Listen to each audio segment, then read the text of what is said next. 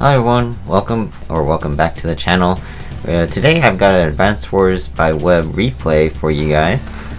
Today we're going to be looking at a map called Sahara, and this map in particular was a map that I've played 3 times, I think. Pretty fun match. I've got my opponent here, Narbal, and pretty skilled player. I think he was about my rating. So he's going to be Olaf versus me as Eagle, and I'm going to be Teal Galaxy, and he's going to be Gray Sky. So I'm going to go ahead and pull up the CO charts really quick. So we have Olaf here. Narbal's going to be Olaf, and I love Olaf. I actually love both these COs. They are technically, Andy's my favorite, Eagle would be next, and Olaf would actually be my 3rd favorite CO. Olaf is unaffected by snow, but rain affects him. Unfortunately, there's not going to be any rain here. The only person that creates rain is Drake, unless the map has random weather, which in Global League it does not. This is a Global League match, by the way. This is standard. His power is Blizzard, changes the weather to snow, which pretty much doubles my movement costs for my units, including air and naval. And then his superpower is called, I just noticed it doesn't have the, I don't have the name on the chart. I'm going to have to fix that later. It's called Winter Fury, and it causes it to snow, and he deals 20% or 2 damage to all my units. So a pretty good power. It's honestly one of the better global damaging powers, because it also makes it snow, which does not affect him, but it affects his enemy units. So I gotta watch out for that. On the other hand, I have myself as Eagle. I have superior air units with extra attack and defense. I also use less fuel per day, which usually doesn't, matter too much. But it could, especially if you're using like stealth bombers. But I don't think stealth bombers are allowed in this match. He has bad naval units, but there are no naval units on this map. There is a port, but you can only use black boats and landers here, so it's not really that important. His power, kind of one of the worst, I would say, in the game. Lightning Drive just increases my air unit attack and defense to 20%, which isn't even that much. What is that, like 5% extra? Yeah, 5% extra attack and 10% extra air defense. It's not really that good. But his Lightning Strike, which is one of the most powerful CO powers in the game, Lightning Strike lets me use all my non-infantry units after they've already moved during that turn. So I can move my entire army, use Lightning Strike, and I can move all my non-infantry units again. Air, vehicle, or ground vehicles, and naval units. So for 9 stars, it's actually really worth it. Probably one of my favorite powers in the game, to be honest. But yeah, so in this map, if you take a look again, it does feature an airport, 3 bases, and then 1 port, like I said, but only black boats and landers can be used here. You could build a battleship or carrier for defense, but they're quite expensive, and this being a standard match, you're probably not going to be able to build one. So anyways, we're just going to hop right into the match now. Let's see. Let's go ahead and play some Eagle music. Yeah, there we go. Alright. So, Narbal's going to be the first player. He's going to be Gray Sky. I will be the 2nd player as Teal Galaxy. So obviously, like most matches, we're just going to start by capturing properties early on. Always go for the neutral bases. His is over here, and mine is over here. Not much for me to say about this map. The bases are close enough that you can defend your HQ really easily. And being a 3-base map, you get plenty of ground vehicles to take different fronts. You can take in the middle, or on this side, or on this side. So there's going to be 3 different fronts for sure. Your air units, I feel like maybe where it depends on where you go, might change the way the battle goes. So definitely you want to build battlecopters or fighters and bombers if you can. So obviously we're just going to be capturing properties. There are some deviations between our captures. For example, let's see. Yeah, he went for his airport. Oh, that was this turn though. Let's see. So I go for my airport as well. I take it back. Yeah, so not much difference happening right now. We're pretty much making the same type of moves. I was actually just looking at my extra infantry, which would be this guy right here, because I can send one over here to capture the city. But yeah, we're just going to be capturing cities and whatnot. He builds the first tank right here on this middle base. So we'll see, you know, what I do to react to that. Obviously, I should build my own tank to counter. And I build in this base because this tank can either go down this way or it can go through the middle. So might as well build it as close as I can to, you know, counter his tank. So I'm trying to get these far properties if I can. That way I don't have to worry about getting them later. He looks like he's going to do the same thing. He has yet to start capturing his port. He elected to go straight to the middle property, which I'm also here as well. So it's very interesting. I also have this back city while he hasn't started capturing that either. So as of his turn right now, he is down by 2 properties. And he's only going to be capturing 1. So I think I have the slightly better capture game going. But obviously he moves his tank into the middle. Built a second tank in his northern base. And of course more infantry.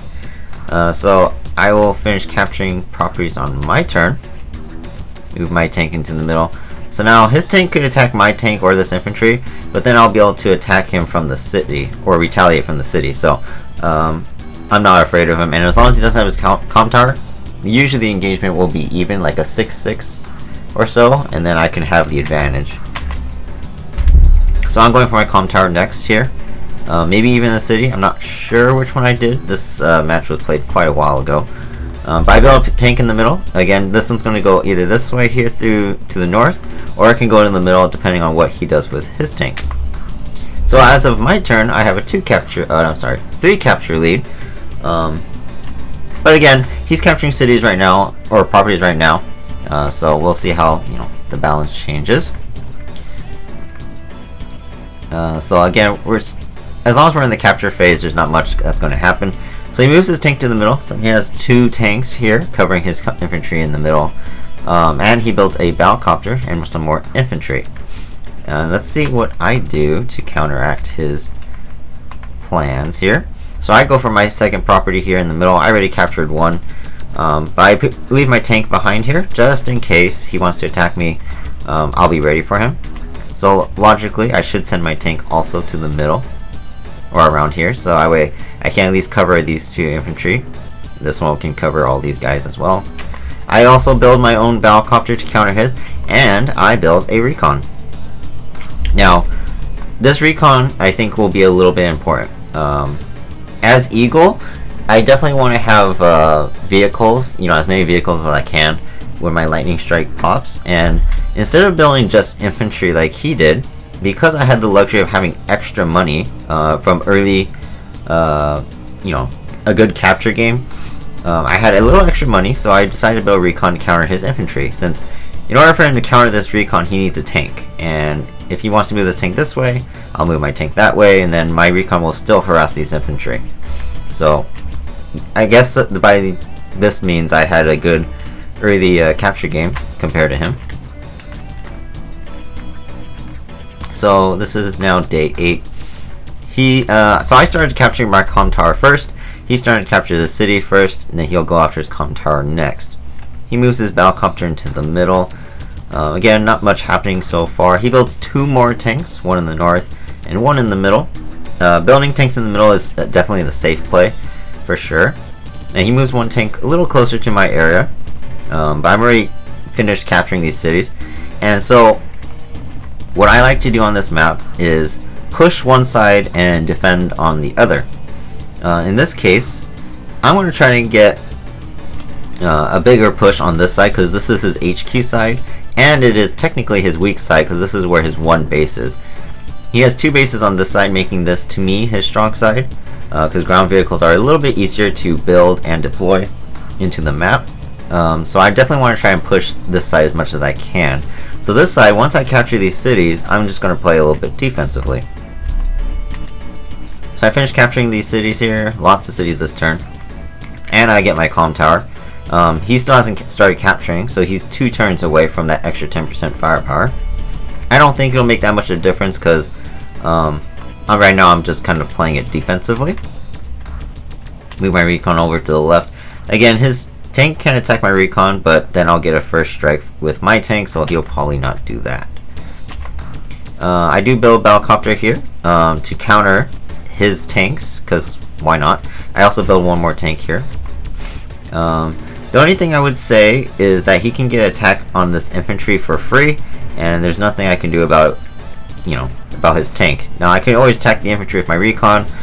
Probably not the best idea, but my tank will be coming in soon, and I have a battlecopter here, so we'll see what I do. So again, he's finishing up his capturing, moving his infantry forward.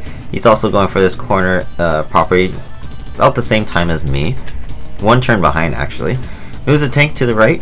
He should, because I have 1 tank over here. He also builds another battlecopter. Moves the tank down south here. Builds another tank and infantry. So he does move in, because this is a free shot for his tank. I can't harm it in any way. And he finishes my infantry off. Moves his battlecopter from the middle to the right hand side. And he's going to move his tank, reposition his tank also towards his HQ, away from the middle. So now, it doesn't look like we're going to have much engagement in the middle here, as I need to divert my vehicles as well. So I go for the corner property. I use my recon on the city to attack the infantry because I'm going to move my tank over here. And if he wants to attack my recon or infantry, I'll be able to retaliate with my own tank. And just as I expected, I have a battlecopter over here. Even if his battlecopter moves straight south, he can't cover this tank or anything that attacks these units. So my battlecopter and tank are covering my recon infantry perfectly. So this tank should retreat. So we both pretty much lost 1 infantry for another. So good deal for me. So I reposition my tank as well. And I'm going to move my units to the side here that he moved his tank and battlecopter towards. And I'm just going to leave my infantry in front of my tank and battlecopter so he cannot strike my vehicles unless he breaks through this wall, which is going to be hard for him to do. I build my own tank and battlecopter again. There's going to be a lot of tanks and battlecopters. That's all we're building so far, except for my 1 recon, and of course all the infantry. Let's go ahead and get music change. So now we got Olaf's thing coming in. So he moves, starts to move in his battlecopter towards the middle once more. So his tank has to retreat. There's no point of it staying there. And he's going to probably do a little bit of the same thing and keep infantry in front of his tanks here. Moves another tank towards the middle once more. So now has a battlecopter and tank in the middle. Moves another tank down south, so it's kind of forming a little bit of a line here. Builds an anti-air in his northern base. Anti-airs are good against my battlecopters and the infantry. Good for wall breaking, especially when you have 1 comm tower like he does.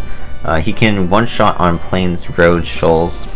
I don't think you can one-shot on woods unless you get really lucky, but I don't think that's a guaranteed chance. So he moves 2 tanks over here to guard his infantry. Also moves his battlecopter this way as well. Some of his infantry are starting to push in my southwestern corner. So we'll see what I do to react to that. Finish capturing my corner property, as well as the one next to my comm tower. So once his turn rolls in, we will actually be even in properties. He'll capture this last corner city, and we'll be split. Again, I use my recon to attack this infantry, because if his tank wants to attack my recon, I can use my tank to back it up, like so. So I have 2 tanks over here. I also have a battlecopter that's going to move to the middle here, just out of range here. But my battlecopters will deter his tanks away. And again, I'm going to keep my infantry in front here, like this, forming a wall, and that way my vehicles can remain safe. None of these units here can one-shot my units, even on roads. So as long as I have a line that doesn't break, then my vehicles are safe. So I decided to go with 2 tanks, an infantry, and a battlecopter instead of an anti-air like he did. I also had the luxury of a little bit extra money too, so I think that's why I went with these units. So his turn rolls in again. Oh, that was interesting. So day 11. So he moves his infantry back, and I don't think he's going to attack my recon. Anti moves into the middle, because I only have infantry and battlecopters here. Battlecopter moves to the right over here. Tank moves forward. Not much happening here. He builds a battlecopter and artillery. Takes a shot on my infantry with his tank in the middle, killing my infantry. Moves his tank onto the cities for defensive, abilities. And my turn rolls in. Alright, so he got, kind of a free shot here, because even if I wanted to attack with my battlecopters, his anti-air can one-shot me. So probably not the best decision to move in. So let's see what we do. I'm slowly moving up this wall of infantry up this way. Again, this is the side that I want to push on, because I have 2 bases here, and it's easy to get your air units to fly up this way. So this is the side I'd consider my strong side. And as you guys can see, I have a lot of infantry here blocking, so my vehicles remain safe. I take a shot at his infantry here just because I don't want him capturing my cities for free. He has a lot of infantry here. So I take the shot there, keep my battlecopters out of range of his anti-air. Should be 1, 2, 3, 4, 6. I'm actually in range. That's actually interesting. I think I'm going to actually build probably another tank here just to keep myself covered. But I move my units back here as well to this corner. That way, again, if his tanks want to move in, he can't really do a lot of damage to me unless he wants my tanks to strike him first. I build a tank, battlecopter. This might be a free infantry kill I'm giving him again. We'll see. I'm building myself an artillery, because when you have a big ball like this, you definitely want some indirects to help defend against, any attacks that your opponent might throw at you. So day 12 rolls in here. Moves his artillery and copter to the right. So he's got quite a few vehicles. 3 copters, 2 tanks, and artillery. I only have... Rather, I counter him with 2 copters and 3 tanks. Soon to be 1 artillery as well. But he's building a lot of vehicles here because you can see that I'm trying to push him back this way. He's not doing the same too much on this side. But like I said, as long as I have these cities, then I'm pretty satisfied. He builds another anti-air, because I'm building a lot of infantry and a lot of copters. So anti-air pretty decent. Moves his anti-air to the left here. Very interesting maneuver. Tank moves in south. And again, he's going to do the same thing, kind of leaving infantry in front to protect his vehicles. Pretty much not much going to happen here. So, like most games, it's going to become a kind of a stalemate, and we'll see who moves in first and takes the engagements. Let's see. Let's get a different song going. Alright. So day 12 for me rolls in here. So I'm going to take an initiative here. I'm going to attack some infantry. Because I feel like I have a little bit of a opportunity. And again, I'm going to have my infantry just form a huge wall in front of his. So because these 2 are damaged, I have to make sure I, make a second line of infantry, because it will be easy for him to kill these 2. However, my infantry really outnumber his vehicles here, so I'm not too worried about him, breaking through my infantry wall to get to my vehicles for an attack. And again, as long as I'm here, technically, especially my copters, I can go around my units and his units and try to strike his vehicles before he can strike mine. So I move up close over here. And let's see, what else? So I move another copter this way, as well as the tank. And again, I'm going to use the bridges here and the, kind of the small terrain area as like choke points, so that way he can't just move in for free.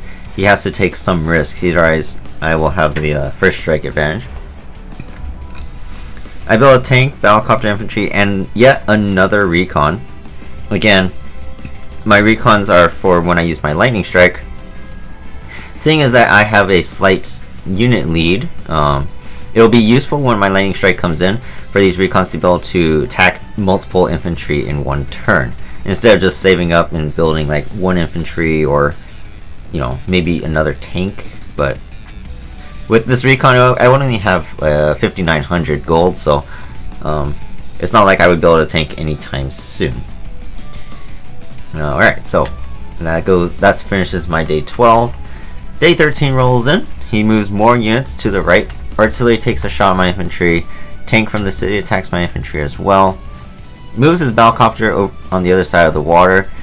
Builds another one. And again, he's going to move slightly back again. Builds another anti. His 3 anti. 1, 2, and 3. I have no anti, but I have a lot of battlecopters and tanks. Engine infantry move back. So he's kind of... I'm pushing him back here, making him be a little bit cautious. But that's exactly what I want. And you guys will see why in a couple turns.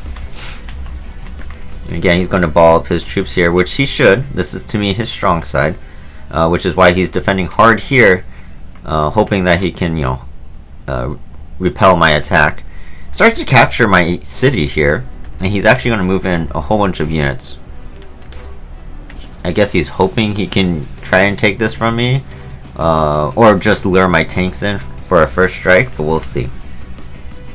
As you guys can also see, we don't have a lot of power charge yet.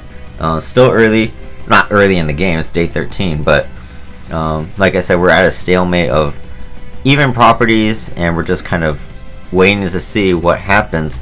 I made the first move here. Looks like he's also making the first move on this side. I one-shot an infantry here. Use my tank and infantry to save my city.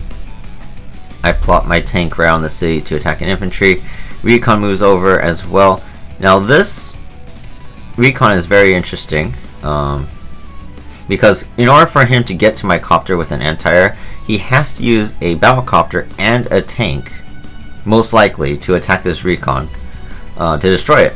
That way he can get to my battlecopter. So automatically, he'll have to use 2 vehicles, and then he'll only have 2 tanks left. I'll still have 3 tanks and a battlecopter, and I think I'm going to move this battlecopter to the left as well. So he has to be careful with how he does his turn.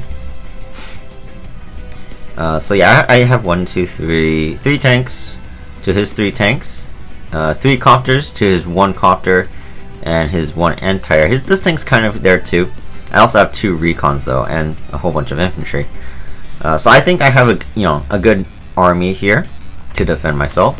So I go for this city here, and this is really important what's about to happen on the next couple turns. So please pay attention to this corner. Use my copters to attack the tank on the city, destroying it because I can with the extra firepower of Eagle. Finish off the infantry here. Finish off the infantry over there. And now I'm going to use my tank to attack the infantry, and use my tank to attack his artillery. Here, it's going to be really hard for him to dislodge these tanks because 2 copters or a tank, they cannot one-shot these guys. So his units are stuck here. They cannot go this way anymore. I also threatened this city at the same exact time, and again, because of his lack of, maneuverability, I'm just going to make my infantry wall here and make it impossible for him to come this way and attack me. So I have his units, his army, trapped, which means I have an opportunity to take these 2 cities and gain an advantage in this match. I continue to build a battlecopter, tank, and my first anti-air. Ooh, I base skipped, but I could care less at this point. I have a unit lead currently, a value lead, and I don't feel like I need more infantry at this point. I have what I need, especially on this side, so it's okay to base skip. Moves his tank back. Suicides his infantry against my tank. Solid 10 tank here. Finishes off my 7 tank. That's really lucky. I don't think that's a normal roll, but he got that. 7 tank attacks my city tank, and then uses the second one to finish it off. Infantry attacks me as well. Anti-air kills my copter. Infantry starts to capture the city. So very strong attack here by Narbal. Very good. There's not much, you know, I lost 2 tanks, I lost a copter, and an infantry, so pretty heavy losses. But like I said, this should be his strong side, so I kind of expected, you know, more of a push from him. Artillery attacks, infantry, or battlecopter kills my infantry, gets a shot on my battlecopter here. But again, he doesn't have many options because he can't one-shot any of these units really easily. Even this tank can't one-shot infantry on the road. So his units, especially his copters, are kind of stuck here still. Builds another copter and tank here. Builds an anti-air on this side. Probably assuming that this anti-air will die soon. Or probably, you know, I'll probably attack it next. So he's going to replace it. And he's just going to move some infantry around. Again, sometimes you can have engagements in the middle, but in our match, we decided not to engage here. But we did keep some units around just to, you know, prevent the enemy from taking our cities. Alright. Alright, so my turn rolls in here. Finished capturing his 2 cities here, so this is huge. I now have a 4k income lead over him. And this is a really big difference in the match, as you guys will see soon enough. My battlecopter attacks his tank. Didn't get the kill, so I used an infantry to help out. Copter comes over from my airport to attack the infantry on the city. Kind of go all over the place here. Battlecopter kills the 8 battlecopter here. Kill the artillery. And I take some copter engagements here. And so, if we take a look here. Let me go back to the start of the turn. So at the start of the turn, our powers are, you know, he's going to get a super. I'm 3 stars away from my super. One of the most important things about facing Olaf is you do not want to have your push with your CO power or without your CO power. You don't want your big push or after his Winter Fury comes in, especially during the snow. So that's what I see. And on this turn, I get a little desperate. I decide that I need to get my super this turn, right now. I need to get, like 27,000. And looking at this, it's going to be a little difficult. But let's see how we do this. Always I kill the tank again and I attack the infantry. Take some copter engagements over here. I even suicide my own copter, which gives me a lot of CO charge here. As you guys can see, I gave him his super, and I'm just about halfway through that last star. So I start taking engagements where I can. Recon, infantries, more infantry. I'm only halfway now. Suicide my 4 tank against the tank on the city, giving me even closer. And of course, I attack the one on the HQ, giving me my lightning strike. And this is going to be a very huge turn for me. I even move my tank behind his army here. Move up more, more of my vehicles. Definitely build vehicles when you have your lightning strike. Build artillery, battlecopter, and tank. Lightning strike comes in, and this right here, this is huge. This is going to be really big. So, all my vehicles can move once again. Battlecopter moves in to help kill the infantry on the city. Recons, here we go. Recons attack 2 infantry this turn. They get to attack again. So I finished 3 infantry off in the city. Tank moves in, one-shotting the anti-air. Battlecopter moves in. I think I get like 30% or 20% extra firepower on my air units. So like a 30%, 35% extra attack power on my battlecopters. Really strong. Almost one-shot his battlecopter here. So now he has no anti-air presence whatsoever, and I have 3 copters. His anti-air just got built, so he's going to be 2 turns away. Tank moves in, attacks tank on the road. Finished off the battlecopter with my recons, so that way I can use my tanks here to attack his tanks. So this is really big for me, a really big push coming off my lightning strike here. Move a couple of infantry towards the middle to counter his, because I know his Winter Fury is coming, so I'm going to need more than just 2 to defend his 2 in the middle. And again, my artillery, because it can move again, it was from here to here, and I got to attack this tank on the city and use my weakened copter to finish it off. So I can start threatening this city, and if he wants to stop it, he has to use a battlecopter, in which I can get a first strike with my anti-air and destroy it. I even threatened this city next to his HQ, which is really nice. So now that I've taken a four property capture lead, and I'm threatening even more cities, and I've taken all the territory on this side. I decide I'm gonna play a little bit defensive, so I move my battlecopter back because this is my anti-air. This one, this one, and this one. Move my tanks here forward still because again, it's gonna be hard for him to dislodge this. And I'm gonna move some of my units back and play a little bit more defensive because I have what I need. And if he wants to attack these cities to save them, he has to use his vehicles, in which I can strike them on my next turn. So that was really huge. I would definitely say that right there was the pivotal point of the match. But he does have his winter fear, and he's going to pop it immediately. Obviously, I have a 136,000 value all the way down to 106. So I lost 30,000 in HP value from all my units. That's pretty good for him, especially since he hasn't dealt damage yet, and he has yet to build units this turn. And now it's snowing, which means my movement cost is doubled, and it's going to be hard for my units to move around. However, there are a lot of roads and cities on this side, so my units actually can still move pretty freely. Same thing right here, so I'm not too worried about the snow. Now let's see what he does. Battlecopter moves in to help kill the tank. Again, he's also going to do the same thing here, kill this tank. And then he builds a tank here. Use the anti-air to help save his city. Use the battlecopter over here to save his city. I'm surprised he did this, but I guess it's because my anti-air is in range of 3 copters anyways, so he might as well move in. Builds a battlecopter as well. Obviously, he has no choice but to retreat these tanks because, I have a bigger army here. Excuse me. Builds a tank, moves his anti-air. I'm surprised he's moved his anti-air here, because it is in range of my tanks, but I guess he feels confident that I won't attack him, because it would kind of be suicide. But again, I always play defense here because I already have the properties I need on this side. He's going to move his infantry back as well. So, it was a decent push back, especially up here, but my army is kind of, too big for him to handle.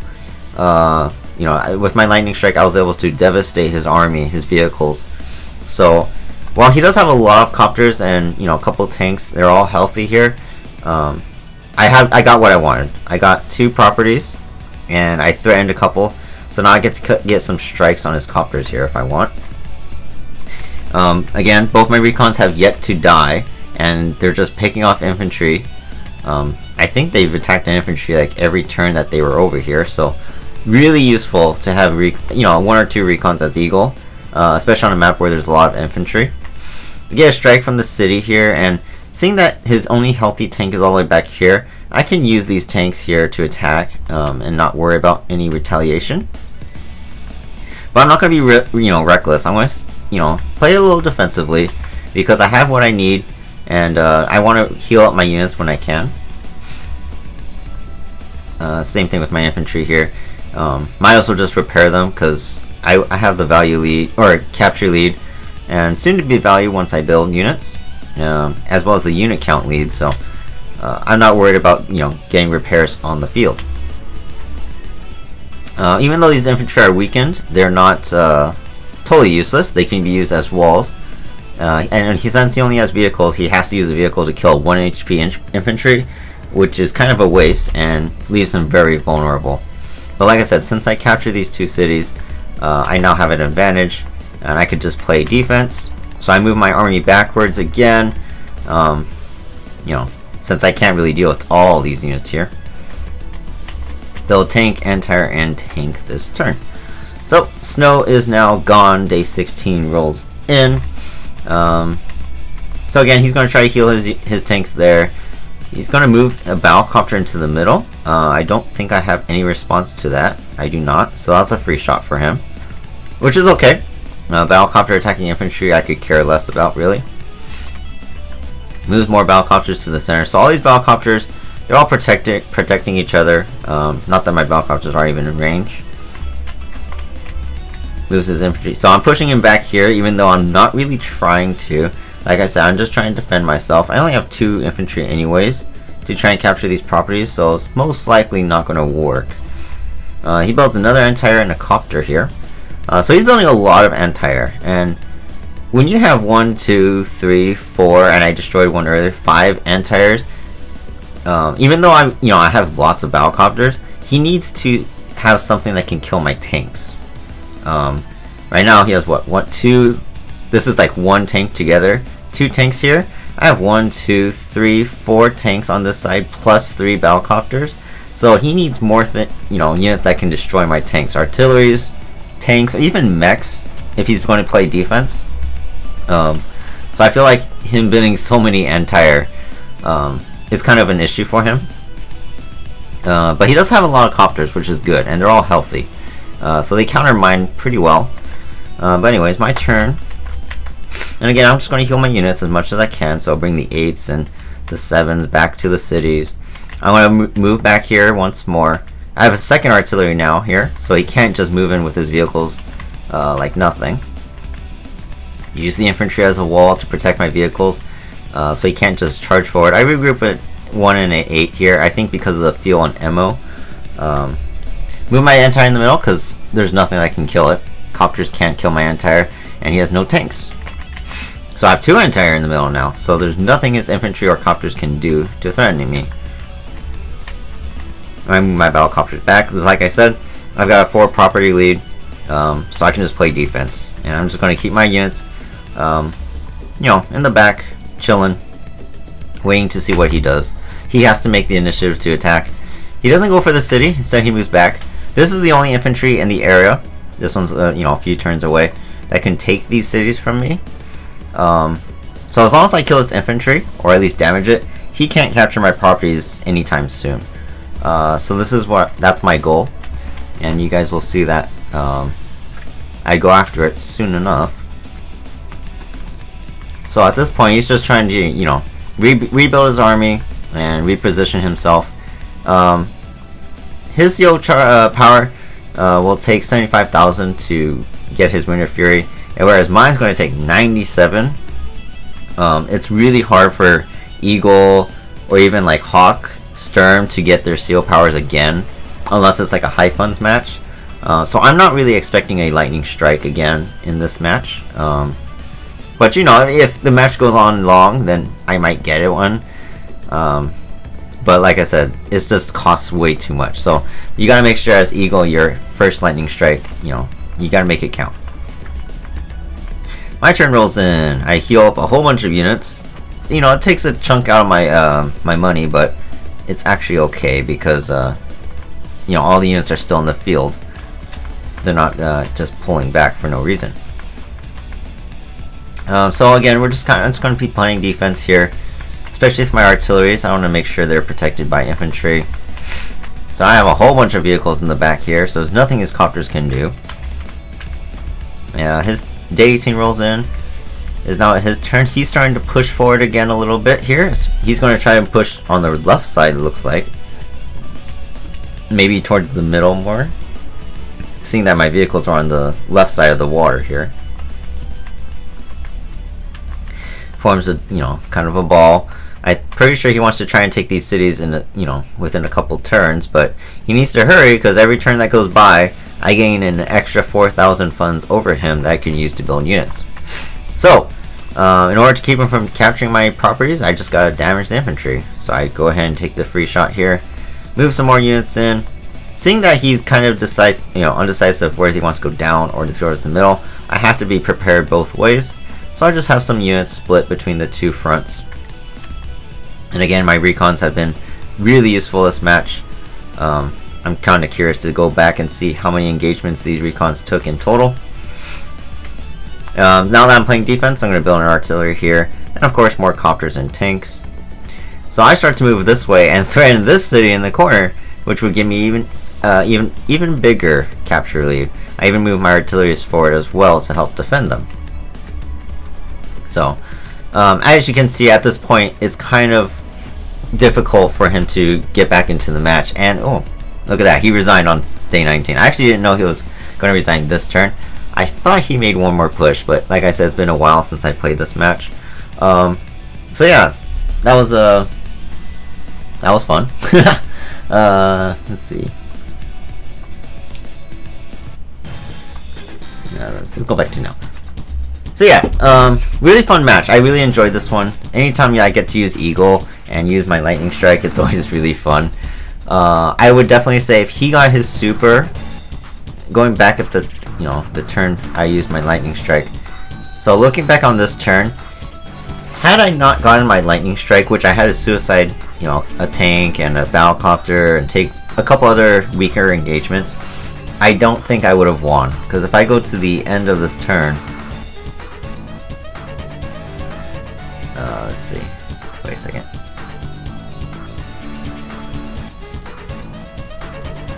So right before I use my Lightning Strike. Okay, so if you take a look at the map, had I not reached my Lightning Strike and I ended my turn right here, Anti gets to kill Copter, Battlecopter attacks my Copter, Tank gets to attack my... You could probably kill these two infantry, so a tank could probably attack my tank, attack my recon. So this side would be almost like, 70% loss, but not entirely, that's for sure. But he would use his Winter Fury, so I take it back. All my units would be 8s here, or weaker, and yeah, I actually might have lost almost all my units here. And on this side, oh my gosh, all these would be hit for 2 HP. I would lose my Copter, lose this Copter, lose these tanks, these infantry. 1, 2, 3, 4, 5, 6. Probably, I think his Copter would get a strike on either my artillery or tank here. So I definitely would have lost this match had I not gotten my Lightning Strike. But if we take a look on the next turn, after my Lightning Strike, I made a huge dent, especially on the southern side. So he has no more vehicles here, and his vehicles are kind of stuck here. They can only attack my 2 tanks here and the infantry. So definitely getting my Lightning Strike was worth it, and got me the win there. So I really enjoyed playing this match. Narbal, thank you for playing against me. That was a really fun match. Like I said, when you're playing Olaf, you gotta get your push going before his Winter Fury comes in. In this case, it worked out very nicely for me. So if you do play Sahara, that's the name of this map, right? Yeah, Sahara.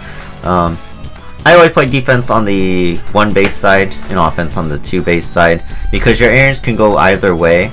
And if you go towards your 2 base side, that makes it 2 bases and 1 airport versus his 1 base and 1 airport, so it makes it hard for them to defend.